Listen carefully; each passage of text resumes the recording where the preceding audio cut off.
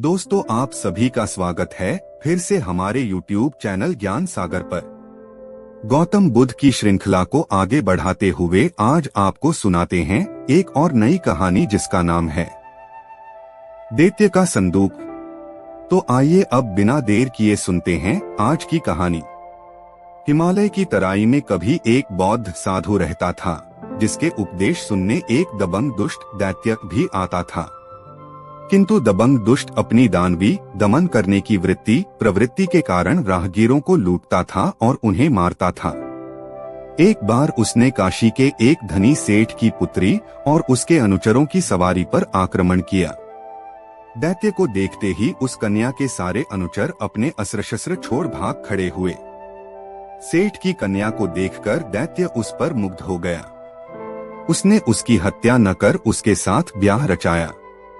इस डर से कि वह सुंदर कन्या कहीं भाग न जाए, वह उसे एक संदूक में बंद कर देता था।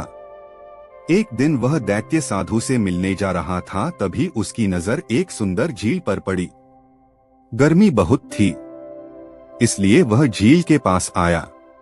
उसने अपने साथ लिए हुए संदूक बाहर निकाला। फिर संदूक को खोलकर कन्या को बाहर निकाला और उसे जलाशय में अपने हाथों से स्नान कराया। उसके बाद वह स्वयं जलाशय में स्नान करने लगा। मुक्त हो कन्या जलाशय के किनारे विचरण करने लगी। तभी कन्या की नजर एक नव युवक पर पड़ी जो एक जादूगर भी था। उस अत्यंत सुंदर युवक को देख कन्या ने उसे इशारों से अपने पास बुलाया। फिर प्रेम क्रीड़ा करने के लिए उसने उसे संदूक में बैठने को कहा। युवक जब वहां बैठ गया तब वह उसे अपने लिबास से ढककर स्वयं उसके ऊपर जा बैठी। नहाकर दैत्य जब लौटा तो उसने संदूक को बंद कर लिया। दैत्य जब साधु के आश्रम में पहुंचा तो साधु ने उसका स्वागत करते हुए कहा, आप तीनों का स्वागत है।